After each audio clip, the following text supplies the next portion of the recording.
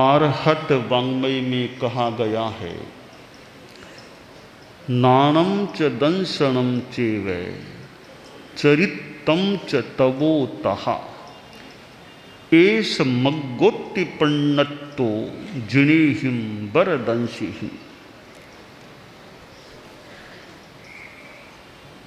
उत्तम तीर्थंकरों ने जो वरदर्शी हैं, श्रेष्ठता को देखने वाले हैं, श्रेष्ठतया देखने वाले हैं, उन्होंने एक मार्ग बताया है। एस मार्ग है, वह यह मार्ग कौन सा है?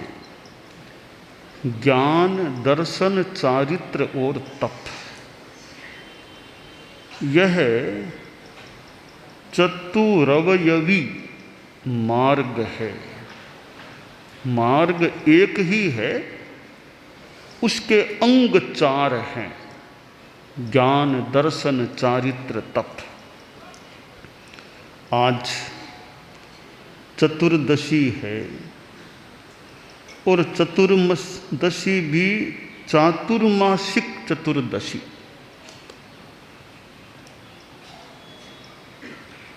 दो चतुर्दशी हैं इस बार। कल की चतुर्दशी में तो चतुर्मास लग जाने वाला है। आज प्रथम चतुर्दशी है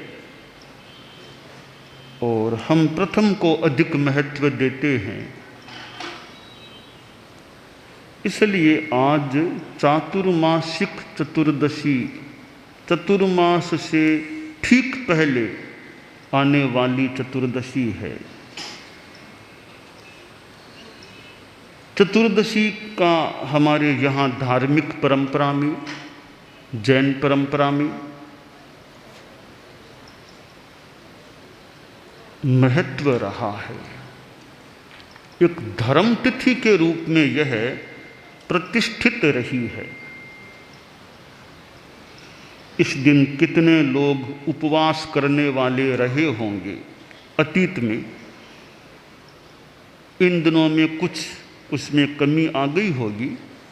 अतीत में चतुर्दशी का उपवास हमारे साधु साधियों में भी कुछ पुराने समय में चतुर्दशी के दिन बिगड़ टालना, एकासन करना, यह चलता था। कुछ वर्षों पूर्व तक चलता था। संभवतः आजकल तो चतुर्दशी का इतना महत्व हमारे यहाँ नहीं मिलता होगा। चतुर्दशी बोलकर कोई एकासन करना या बिगड़ टालना या उपवास करना, वो संभवतः अब विशेष साधुओं में तो नहीं है, साधियों में भी शायद नहीं होगा इतना चतुर्दशी बोल करके। क्योंकि आजकल त्रयोदशी ने या एकादशी ने या तृतीया ने महत्व प्राप्त कर लिया, तो चतुर्दशी थोड़ी ठंडे बस्ते में चली गई है, गौणता की ओर चली गई है। यशः पुण्यैरवाप्यते। चतुर्दशी को कुछ पुराने समय में तो कितना महत्व मिलता था। गुरुदेव तुलसी चतुर्दशी को कुछ तपस्या करते थे, शाम को आहार नहीं करना, ऐसा कुछ तप किया करते थे, मुझे स्मृति हो रही है। खैर, आज चातुर्मासिक चतुर्दशी और ज्ञान, दर्शन, चारित्र, तप की आराधना चतुर्मास में विशेषतया हो सकती है। यूँ तो आराधना सदैव करनी चाहिए, तो चतुर्मास में ज़्यादा अनुकूलता बन जाती है। साधु साध्वियाँ शेष काल में तो यात्री भी बन जाते हैं। चतुर्मास में तो यात्रा भी सामान्यतया होती नहीं है। यात्रा को एक बार विराम मिल जाता है, विश्राम मिल जाता है। तो वह एक संतुलन है कि शेष काल में घूम लिया, अब चतुर्मास में अच्छी साधना, आराधना, ज्ञानाराधना, स्वाध्याय आदि आदि करो, तपस्या अच्छी तरह करो। एक सुंदर अवसर होता है चतुर्मास 12 महीनों में। तो चतुरवयवी जो मार्ग है उसमें पहली चीज है, पहला अवयव है ज्ञान। चतुर्मास में ज्ञान की आराधना होनी चाहिए। साधु साध्वियों के सामने बात चली हुई है कि चतुर्मास में कक्षाएं लगाई जाएं श्रावक श्राविकाओं आदि के लिए। हमारे साधु साध्वियाँ तैयारी कर रहे होंगे, करनी भी चाहिए। अब वे कक्षाएं यथासंभव शीघ्र शुरू हों। पूर्णिमा के बाद रविवार की 2 कक्षाएं निर्धारित हैं, वे भी शुरू हों। और भी बालक बालिकाओं के लिए भी हैं जो संबद्ध साधु साध्वियाँ स्मृति के साथ उस कार्य को आगे बढ़ाने का प्रयास करें। और हम स्वयं भी ज्ञानाराधना जितनी कर सकें चतुर्मास में करें। आगम का स्वाध्याय बहुत अच्छा होता है। आगम का स्वाध्याय करने से एक खुराक मिल सकती है।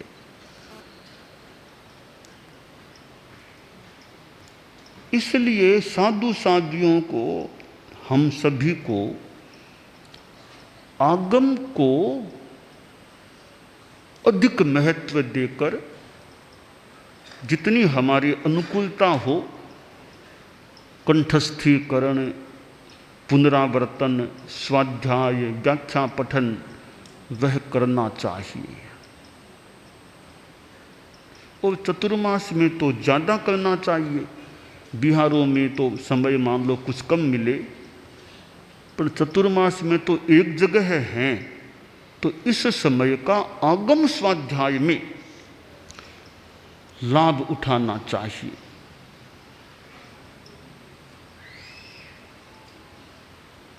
और भी अन्य विषयों का ज्ञान किया जा सकता है, अध्ययन किया जा सकता है।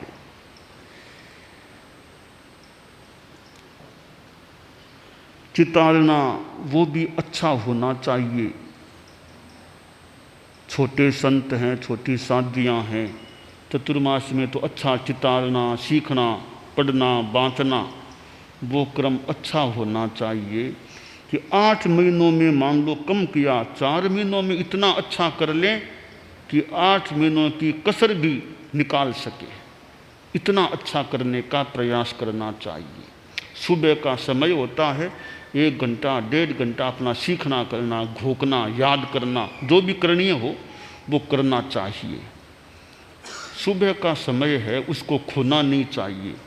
उसका अच्छा अपना प्रातराश हुआ, थोड़ी देर मान लो कोई काम करना शुरू किया, फिर सीखने में बैठ जाना चाहिए। भींत की ओर मुँह करके अपना सीखना शुरू कर देना चाहिए।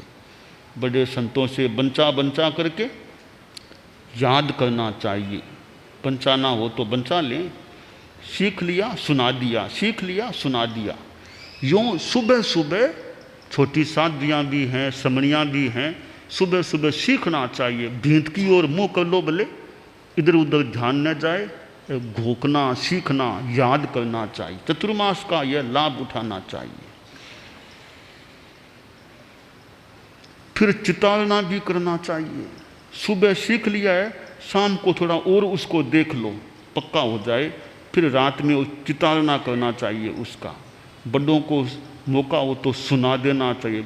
बड़े संत बड़ी साधुयाँ सुन लें, रात में उनका सुनते रहें, तो ज्ञान की आराधना कंठस्थीकरण के रूप में अच्छी हो सकती है। कोलकाता में इतने श्रावक श्राविकाएं, बालक बालिकाएं हैं, तो 25 बोल याद है या नहीं? जो याद कर सकें तो 25 बोल से रहित क्यों रह जाएं? चतुर्मास का अच्छा समय है, तो कोलकाता में कोई भी बालक बालिका जिनमें क्षमता है, अनुकूलता है, 25 बोल से बिना न रहे। 25 बोल सबको याद हो जाए जितना संभव हो सके।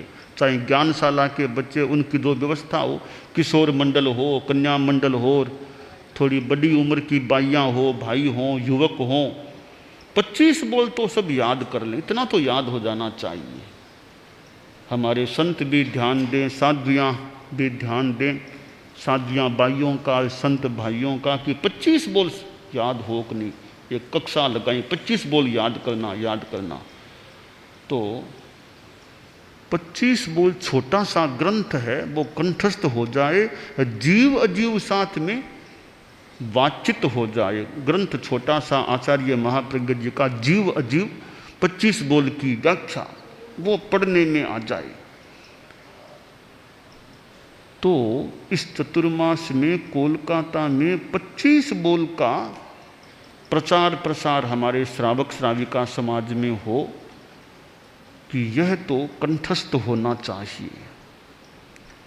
एक उपलब्धि भी चतुर्मास में हो गई, वो अगर स्थायी हो जाए, लंबे काल तक रह जाए, तत्वज्ञान की दृष्टि से एक छोटी सी और महत्वपूर्ण उपलब्धि हो जाती है।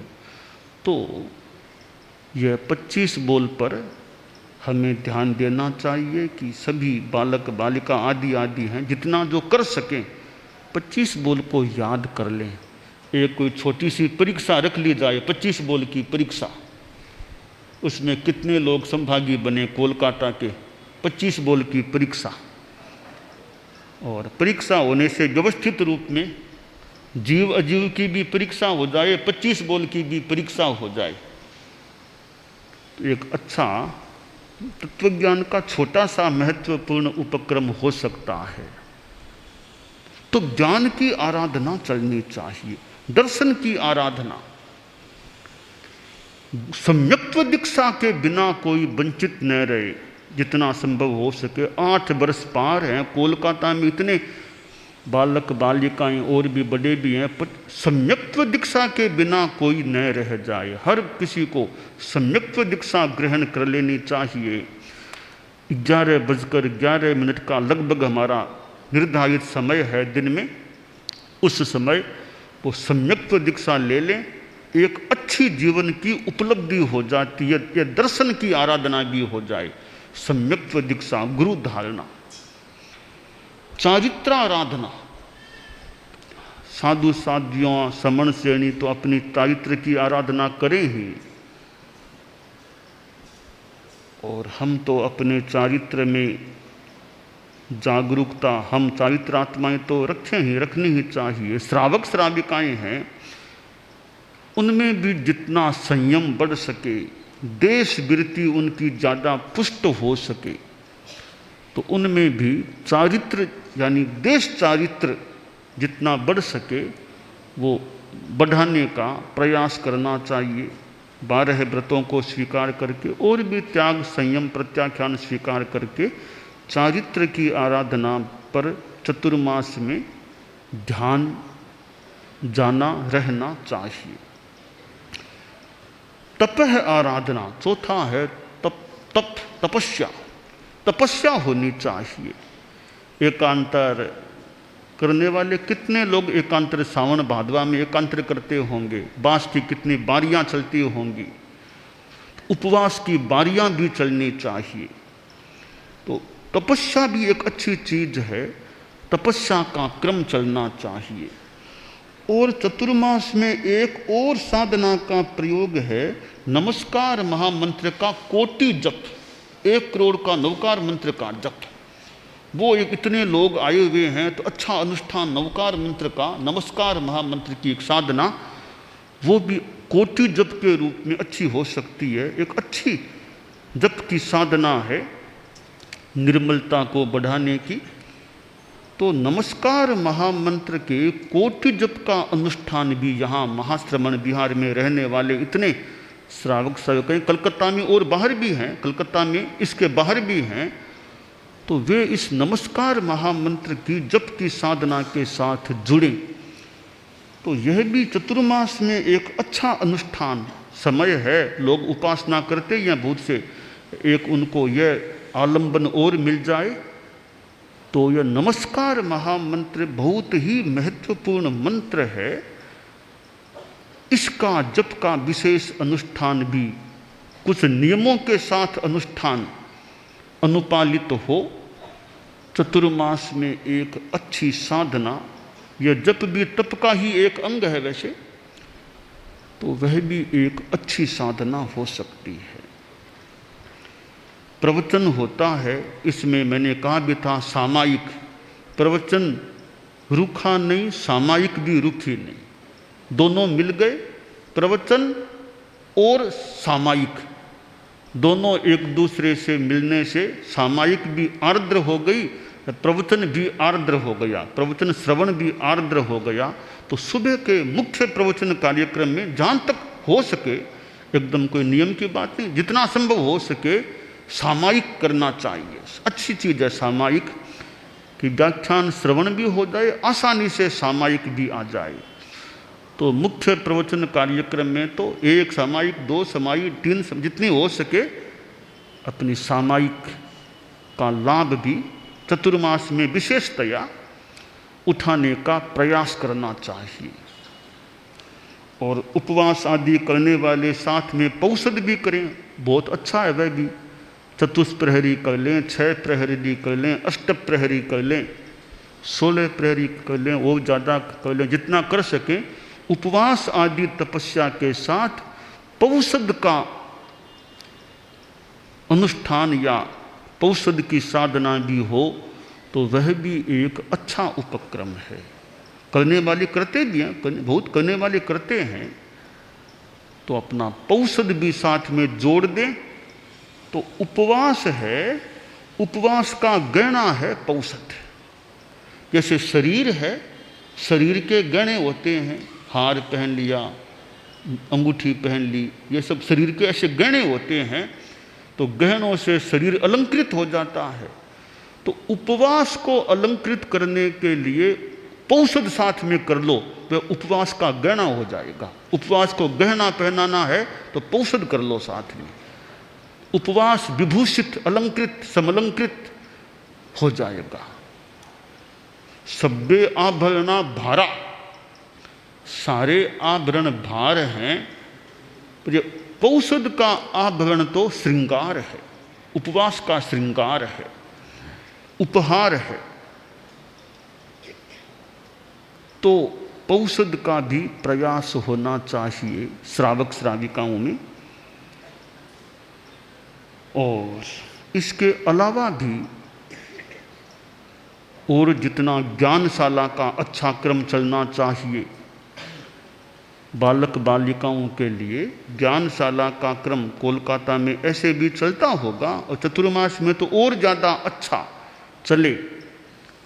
और यदा कदा चारित्रात्माओं की सन्निधि भी उन्हें प्राप्त हो सकती है, तो ज्ञानशाला की व्यवस्था करने वाले भी बालक बालिकाओं को अच्छे ढंग से ज्ञानशाला का लाभ दें। यदा कदा यथा अपेक्षा चारित्रात्माओं की सन्निधि भी बालक बालिकाओं को प्राप्त हो जाए, श्रवण श्रेणी की सन्निधि भले मिल जाए, तो ज्ञानशाला का भी अच्छा क्रम चलना चाहिए। उपासक श्रेणी है तो कोलकाता में अनेक अनेक उपासक होंगे ही, और भी कौन युवक आदि में से उपासक श्रेणी में आ सकते हैं। शिविर भी लगता है उपासक श्रेणी का, तो उपासक श्रेणी के साथ और जुड़ जाएं श्रावक श्राविकाएं यथा विधि यथा अर्हता। तो यह भी एक अच्छा लाभ है उपासक श्रेणी के साथ जुड़ जाना। और कोई भव्य आत्मा दीक्षार्थी के रूप में तैयार हो जाए। हमारे इतने श्रृंगारे साज हैं, अग्रणी साधु साध्वियाँ हैं, थोड़ा मन से भी, मन में ही प्रयास कर लें, तन से भी करें और मन में भी प्रयास करें कि भी कोई बैरागी बैरागण कोलकाता में तैयार हो। तो यह मन से भी भावना साधु साध्वियाँ भी करें, समण श्रेणी करें, श्रावक श्राविकाएँ भी करें कि कोलकाता में हमारे परिवारों में बैरागण बैरागी भी तैयार हों। भावना करना भी अच्छा है।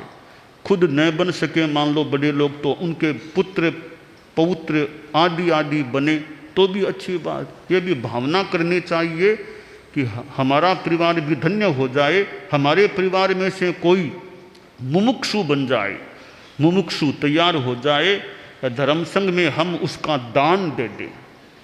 यह भी बड़ा महत्वपूर्ण दान है।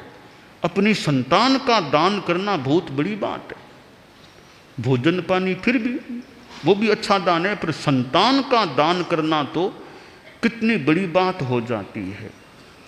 और हमारे धर्म संघ में तो एक माता पिता ने अनेक संतानों को धर्म संघ में दिया है। उनका तो बड़ा योगदान है धर्म संघ के इस विकास में कि अनेक अनेक संतानों को धर्म संघ में सौंपा, और कोई ने एक ही लड़का उसको भी दे दिया। लड़का एक ही है, एक को भी दे दिया धर्म संघ, खुद के पास उसको भी नहीं रखा। तो वह भी बड़ी बात है कि एक ही ठार एक को भी दे दिया।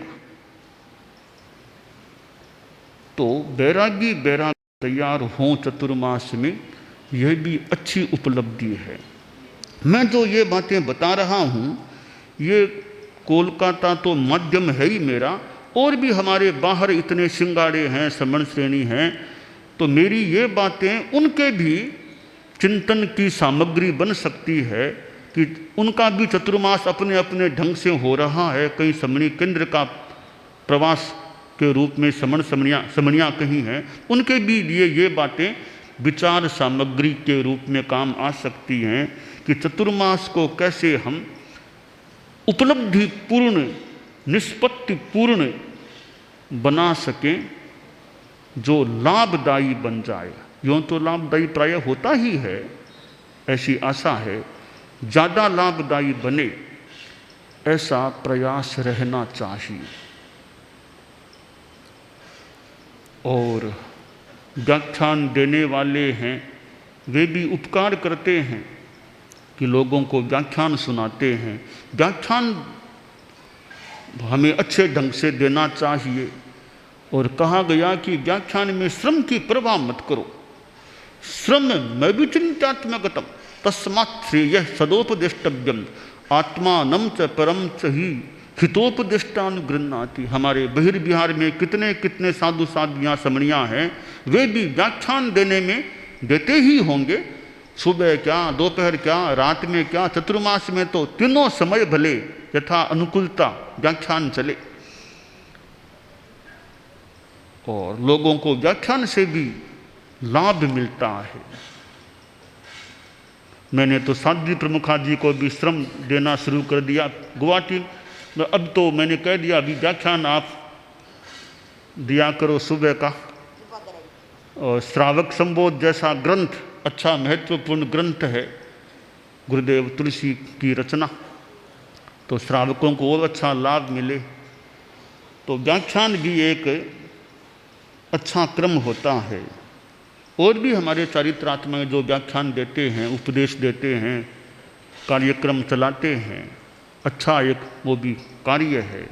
तो चतुर्मास में बहिर्विहार में भी यह व्याख्यान बहुत अच्छे ढंग से चले। सुबह का व्याख्यान है कि उसमें ज़्यादा अन्य कार्यक्रम नहीं हो तो अच्छा। चतुर्मास में खासकर श्रावण भादवा यह संवत्सरी तक का समय है, इसमें जहाँ तक हो सके अन्य प्रोग्राम ज़्यादा न हो, अपना आगम आदि का व्याख्यान ज़्यादा हो, उसका अच्छा महत्व है। और प्रोग्राम दोपहर में हो जाए, रात में कभी हो जाए, या भादवा के बाद हो जाए, करना हो तो। श्रावण भादवा में तो हमारे बहिर्विहार के साधु साध्वियाँ भी जितना हो सके आगम आदि की खुराक, अच्छे व्याख्यान साधु साध्वियों का ज़्यादा होना चाहिए। साधु साध्वियों को सुबह के व्याख्यान में ज़्यादा समय मिलना चाहिए, ज़्यादा समय लगाना चाहिए। और ज़्यादा कार्यक्रम होने से फिर थोड़ा व्याख्यान का रस कम हो जाता है। थोड़ा सा समय उनके लिए बचे, लोग भी सुनते सुनते थक जाएं, फिर वो बोलें, तो सुबह के समय तो अच्छा आगम आदि का बढ़िया व्याख्यान होना चाहिए, व्याख्या होनी चाहिए। तो वह भी क्रम चतुर्मास में अच्छा चलना चाहिए। इस प्रकार ये नानम च दंसनम च व चरितम च तवोतः एस मग्गोत्ति पन्नतो जिणे हिं वरदंसी हिम। तो हम चतुरवयवी मार्ग पर चलने का सुप्रयास करें, यह काम्य है।